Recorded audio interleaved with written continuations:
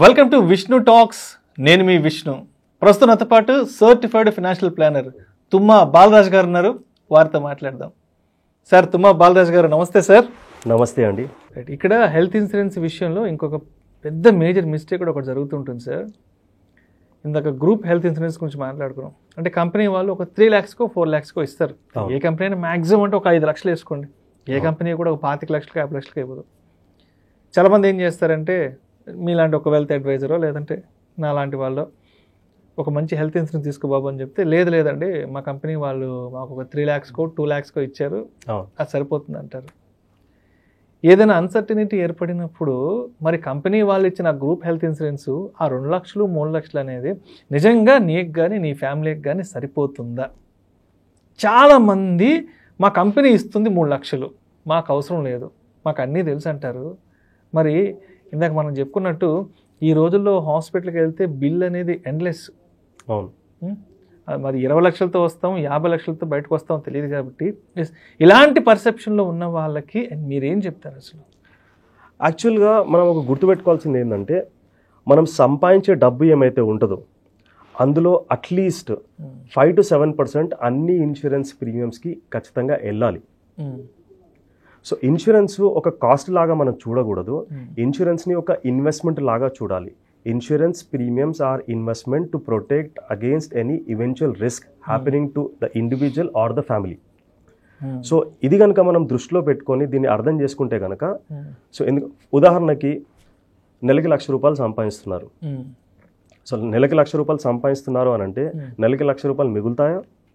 మిగలవు. So ఇంటి ఖర్చులు ఉంటాయి, లోన్ పేమెంట్స్ ఉంటాయి, ఇంకా వేరే ఎక్స్పెన్సెస్ అన్నీ కూడా ఉంటాయి. అన్నీ పోయిన తర్వాత చేతిలో మిగిలితే ఒక 20,000, 25,000, 30,000 మిగులుతాయి. 10 లక్షల హాస్పిటల్ బిల్ వచ్చిందనుకోండి, ఇన్సూరెన్స్ కవర్ లేదనుకోండి, ఎన్ని సంవత్సరాల సంపాదన, ఎన్ని సంవత్సరాల సర్ప్లస్ మనీ హరించుకుపోతుంది? దాదాపు 3 నుంచి 4 సంవత్సరాల సంపాదన హరించుకుపోతుంది. సంపాదించడం ఒక ఎత్తు, కానీ మనకు మిగిలేదు కదా ఇంపార్టెంట్. సో మనకు ఎంత మిగులుతుంది? 25,000-30,000 మిగులుతుంది. సో మీరు 30,000 తీసుకున్నా 3,60,000 సంవత్సరానికి మిగులుతాయి. సో 10 లక్షల బిల్లు వచ్చిందంటే దాదాపు 3 సంవత్సరాల సంపాదన అందులోంచి సర్ప్లస్ మనీ ఈజ్ లాస్ట్. అంటే 3-4 సంవత్సరాలు మనం ఆర్థికంగా వెనక్కి వెళ్ళిపోతాం. సో ఇది కనుక దృష్టిలో పెట్టుకుంటే ఖచ్చితంగా హెల్త్ ఇన్సూరెన్స్ తీసుకుంటారు.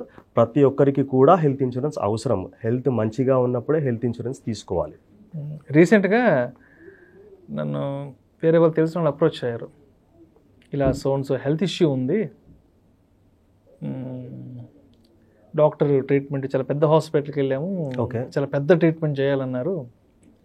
ఊర్లో ఒక ఎకరం పొలం అమ్మేద్దాం అనుకుంటున్నాం, మా ఊర్లో ఒక 20 లక్షలు ఉంది, నీకు తెలిసిన పార్టీ ఎవరైనా ఉంటే చెప్పు విష్ణు అని నాకు కాల్ చేశారు. అంటే ఎప్పటి నుంచో తరతరాల నుంచి వస్తున్న ఆ ప్రాపర్టీ, ఆ ల్యాండ్ హాస్పిటల్ ఎక్స్పెన్సెస్ కోసం నిజంగా అమ్ముకోవాల్సి వచ్చింది. 20 లక్షలు 25 లక్షలు వాళ్ళ ఊర్లో ఎకరం. Very unfortunate event. అది నిజంగా నాకే చాలా బాధ అనిపించింది. ఎప్పుడో 100 సంవత్సరాల నుంచి, ఒక 2-3 జనరేషన్స్ నుంచి ఆ ప్రాపర్టీ వస్తుందంట. హాస్పిటల్ వాళ్ళు ఏదో డయాలసిస్ లాంటిది చేయాలి, చాలా ఒక 20 lakhs రెడీ చేసుకుంటే వాళ్ళు ప్రాపర్టీని అమ్ముకోవడానికి రెడీ అయిపోయారు.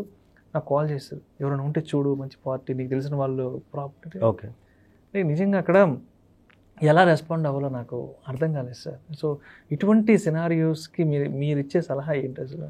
ఉదాహరణకి ఇప్పుడు మీరు చెప్పారు, మీకు కాల్ వచ్చింది, ప్రాపర్టీ సేల్ చేయాలనుకుంటున్నాము, ఎవరన్నా చెప్పండి అని చెప్పేసి.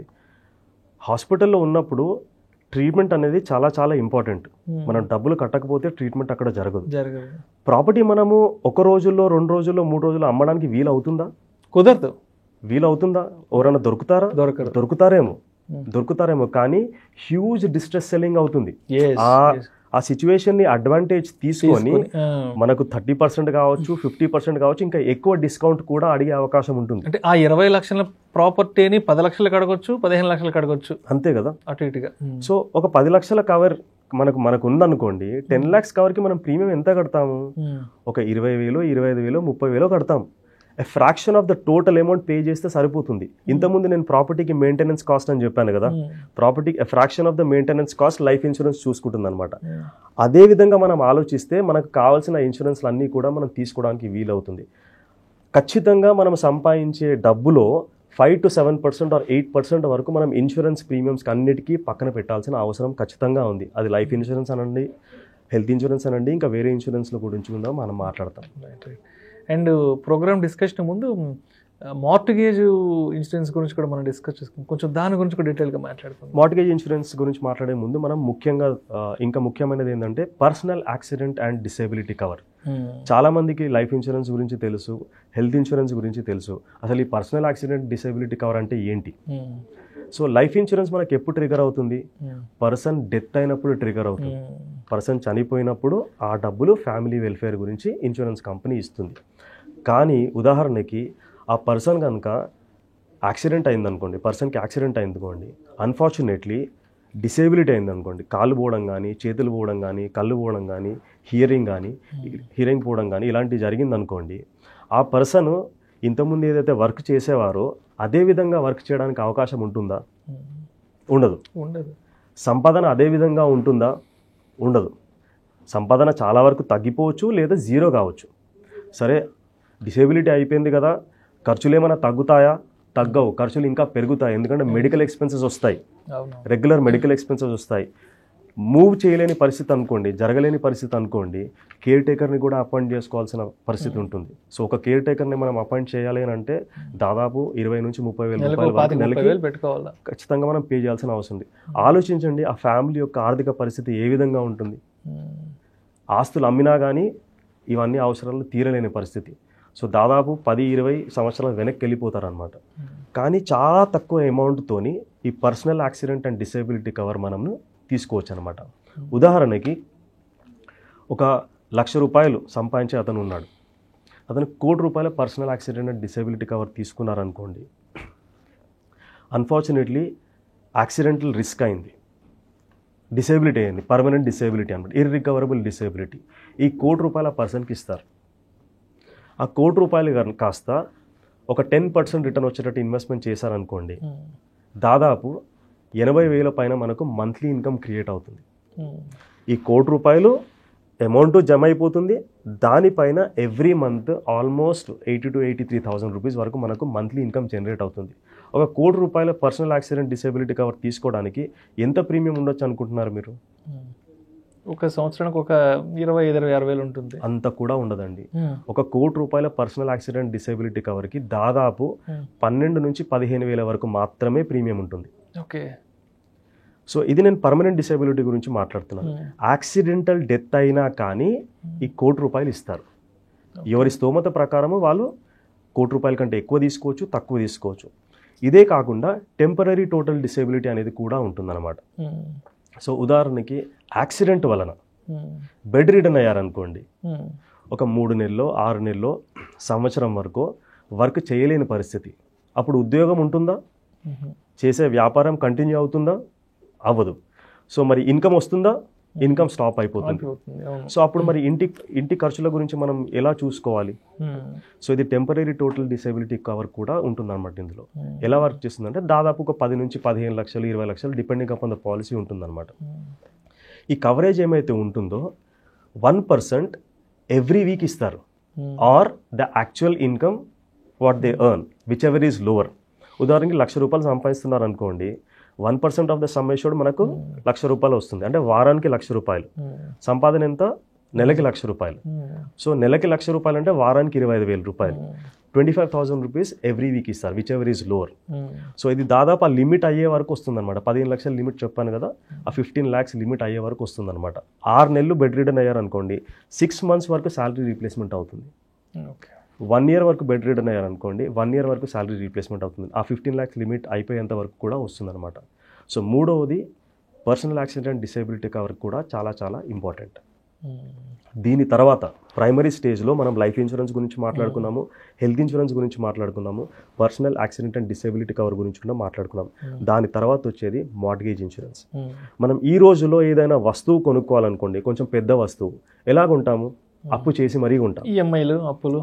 సో మొత్తం డబ్బు పెట్టి కొనడం అందరికీ సాధ్యం కాదు, చాలా తక్కువ పర్సెంటేజ్ ఆఫ్ పాపులేషన్కి సాధ్యం అవుతుంది. సో ఖచ్చితంగా లోన్ ద్వారానే తీసుకుంటారనమాట. సో ఏదైనా వస్తువు మనం ఎందుకు కొంటాము? It is for the benefit of the family. So మనం బ్యాంకు నుంచి లోన్ తీసుకున్నాము, ఇల్లు అనుకోండి, ఉదాహరణకి ఇల్లు అనుకోండి, ఇల్లు కొనుక్కున్నాము, బ్యాంకు నుంచి లోన్ తీసుకున్నాము, ఫ్యామిలీ కంఫర్టబుల్గా ఆ ఇంట్లో ఉంటుంది. మనం ఈఎంఐ పే చేసినన్ని రోజులు ఏ ప్రాబ్లం లేదు, ఏ ఇబ్బంది లేదు. అన్ఫార్చునేట్లీ డెత్ అయింది అనుకోండి, మరి ఈఎంఐ కట్టే సోర్స్ ఎక్కడి నుంచి వస్తుంది? సో ఈఎంఐ కట్టలేకపోతే, ఫ్యామిలీ ఈఎంఐ కట్టలేకపోతే అప్పుడు బ్యాంకు వాళ్ళకి రావాల్సిన డబ్బుని రాబట్టుకోవడానికి ఇల్లు ఆక్షన్ వేస్తారు, ఇల్లు అమ్మేస్తారు. ఇక్కడ సంపాదించే అతను పోయారు, ఉండడానికి ఇల్లు కూడా ఫ్యామిలీకి లేకుండా పోయింది. చాలా మేజర్గా ఈ మధ్య కాలంలో ఇలాంటి ఇబ్బందులు చూస్తున్నాం బయట. మరి ఇలాంటి వాటిని మనం ఎలా అధిగమించాలి? ఏదైనా వస్తువు మనం కొంటే మనం ఖచ్చితంగా ఆ వస్తువు పైన ఏమైతే లోన్ తీసుకుంటామో దాన్ని ఇన్సూరెన్స్ ద్వారా మనం ప్రొటెక్ట్ చేసుకోవాలి. ఉదాహరణకి అగైన్ ప్రాబ్లం ఎక్కడ వస్తుందంటే, మనం ఊరికే ఇన్సూరెన్స్ కవర్ ఎందుకు పేమెంట్ చేయాలి అని చెప్పేసి ఆలోచనతో తీసుకోరన్నమాట. ఫర్ ఎగ్జాంపుల్, మీరు ఒక ఇల్లు చూడడానికి వెళ్ళారు, ₹1,00,00,000 అనుకోండి. అది ఇల్లు నచ్చింది, అంతా బాగుంది, ₹1,00,00,000కి డీల్ ఫైనల్ చేశారు. మీరు పేమెంట్ ఏమీ చేయలేదు, ఏదో కారణం చేత మీరు అప్పుడు తీసుకోలేదు. ఒక నెల తర్వాత మళ్ళీ వెళ్ళారు. ఆ సెల్లర్ ఎవరైతే ఉన్నారో మీకు ₹1,00,00,000 బదులు 1,02,00,000, 1,03,00,000 చెప్తారు. మీరు ఇల్లు తీసుకుంటారా? అప్పుడు మీకు ఇల్లు నచ్చితే ఆ 2-3 లక్షలు ఎక్కువైనా సరే తీసుకుంటాం కదా ఖచ్చితంగా. 2% or 3% మోర్ చాలా మందికి పెద్ద మ్యాటర్ కాదు, తీసుకుంటారు. మనం లోన్ ఏమైతే తీసుకుంటామో ఆ లోన్ పైన we have to just pay somewhere around 1 to 2% only once. ఒక్కసారి సపోజ్ ₹1,00,00,000 ఇల్లు తీసుకున్నాము, దానికి మనం లోన్ ఒక 75 లక్షలు తీసుకున్నాం అనుకోండి, 25 లక్షలు మనం పాకెట్లోంచి పెట్టుకున్నాము. ఆ 75 లక్షల లోన్ పైన ప్రీమియం మనము దాదాపు 75,000 నుంచి దాదాపు ₹1,50,000 ఒకేసారి పేమెంట్ చేస్తే, 20 సంవత్సరాల లోన్ అనుకోండి, ఒకేసారి పేమెంట్ చేస్తే ఆ లోన్ టెన్యూర్ మొత్తం కూడా కవర్ అవుతుంది అనమాట insurance. So unfortunately something happens to the person owner. ఆ ఇన్సూరెన్స్ ద్వారా వచ్చే అమౌంట్ ఏమైతే ఉందో బ్యాంక్కి లోన్ రీపేమెంట్కి వెళ్ళిపోతుంది అనమాట. The family can retain the house. So only with a fraction of the amount we can protect the loans. So భవిష్యత్తులో ఎటువంటి లోన్స్ తీసుకున్నా మనము ఖచ్చితంగా దాన్ని మార్టిగేజ్ ఇన్సూరెన్స్ ద్వారా తీసుకోవాలి. ఇంకొక విషయం ఏంటంటే, ఏ బ్యాంక్ నుంచి జనరల్గా సాధారణంగా కొన్ని బ్యాంక్స్ ఏం చేస్తాయంటే బండిల్డ్ ప్రోడక్ట్స్ ఇస్తాయి. మార్టిగేజ్ ఇన్సూరెన్స్ అంటే ఒకేసారి పేమెంట్ చేస్తాము, లోన్ టెన్యూర్ మొత్తం కూడా అది కవర్ అవుతుంది. బండిల్ ప్రోడక్ట్స్ ఏంటంటే షార్ట్ టర్మ్ ప్రోడక్ట్స్, ఓన్లీ 5 సంవత్సరాల వరకే కవర్ చేస్తుంది. అది లోన్ ప్రొటెక్షన్ ఉంటుంది, అందులో హెల్త్ ఇన్సూరెన్స్ ఉంటుంది, పర్సనల్ యాక్సిడెంట్ డిసేబిలిటీ కవర్ ఉంటుంది, మిగతా అన్ని కూడా చాలా ఉంటాయి. ప్రీమియం చాలా ఎక్కువ, 5 సంవత్సరాల వరకు ప్రొటెక్షన్ ఇస్తుంది, ప్రాబ్లం లేదు. మరి 5 సంవత్సరాల తర్వాత ఇలాంటి ప్రోడక్ట్స్ మనం తీసుకోకూడదు. Only mortgage insurance.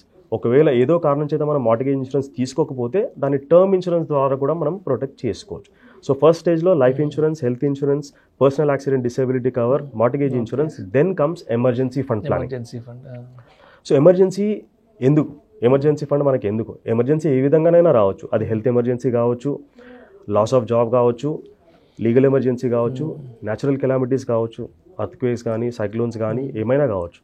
కోవిడ్లోనే చూసాం కదా, చాలా మంది జాబ్స్ లాస్ అయిపోవడం, 6 months 1 year పాటు ఆఫీసులకు వెళ్ళకపోవడం, ఉద్యోగాలు కోల్పోవడం. నిజంగా ఆ టైం నుంచి ఎమర్జెన్సీ ఫండ్ ఇంపార్టెన్స్ ఎక్కువ పెరిగింది, చాలా మందికి తెలిసింది. అయితే మనకు ఉదాహరణకి జాబ్ పోయింది అనుకోండి, మన ఫోకస్ అండ్ ఎనర్జీ ఎక్కడ ఉండాలి? నెక్స్ట్ జాబ్ వెతకడంలో ఉండాలి. కానీ నెక్స్ట్ మనీ, నెక్స్ట్ రూపాయి ఎక్కడి నుంచి వస్తుందనే దానిపైన మనం ఫోకస్ పెట్టామనుకోండి, will not have the energy to scout for the job. So next job ఎక్కడి నుంచి రావాలో అది మనం దానిపైన ఫోకస్ చేయాలి. కానీ నెక్స్ట్ రూపాయి ఎక్కడి నుంచి వస్తుందో అది చూసుకోకూడదు. సో అది చూసుకోకూడదు అని అంటే మనకు ఖచ్చితంగా ఎమర్జెన్సీ ఫండ్ అనేది మన దగ్గర ఉండాలి. ఎంత కావాలి? మన నెలవారీ ఖర్చులు ఏమైతే ఉంటాయో minimum 3 months, maximum 6 months emergency fund రూపంలో ఉండాలి. ఎవరైతే స్మాల్ బిజినెస్ పర్సన్స్ ఉంటారో వాళ్ళకు ఇన్కమ్స్ ఇర్రెగ్యులర్గా ఉంటాయి కాబట్టి 1 year వరకు ఎమర్జెన్సీ ఫండ్ రూపంలో వాళ్ళు ఉంచుకోవాలి. సో ఈ ఎమర్జెన్సీ ఫండ్ అనేది మనం సేవింగ్స్ అకౌంట్లో పెట్టుకోవచ్చు, ఫిక్స్డ్ డిపాజిట్ చేసుకోవచ్చు, దాంతోపాటు డెట్ మ్యూచువల్ ఫండ్స్లో కూడా పెట్టుకోవచ్చు. సపోజ్ ఉదాహరణకి సేవింగ్స్ అకౌంట్లో మనం డబ్బులు పెడితే సేవింగ్ అకౌంట్లో మనకు 2.5-3.5% వరకు మనకు వడ్డీ రేట్ వస్తుంది. అది చాలా తక్కువ. చాలా బ్యాంక్స్ ఏం చేస్తాయంటే ఫ్లెక్సిబుల్ ఎఫ్డి రూపంలో వాళ్ళు సేవింగ్స్ అకౌంట్ని మెయింటైన్ చేస్తారు. కొన్ని బ్యాంక్స్ ఫ్లెక్సిబుల్ ఎఫ్డి అంటాయి, కొన్ని బ్యాంక్స్ లింక్డ్ ఎఫ్డి అంటాయి. సో అది ఎలా వర్క్ చేస్తుంది అంటే మన డబ్బులు సేవింగ్ అకౌంట్లోనే ఉంటాయి, కానీ ఫిక్స్డ్ డిపాజిట్ లాగా బిహేవ్ చేస్తుంది. సేవింగ్ అకౌంట్ వచ్చే ఇంట్రెస్ట్ ఏమైతే ఉంటుందో అది రాకుండా మనకి fixed deposit rate of interest వస్తుంది. కానీ మనము డబ్బులు ఎలానైనా విత్డ్రా చేసుకోవచ్చు, ఏటీఎం ద్వారా విత్డ్రా చేసుకోవచ్చు, ఆన్లైన్ ట్రాన్స్ఫర్ చేయొచ్చు, ఇవన్నీ కూడా మనం చేయొచ్చు.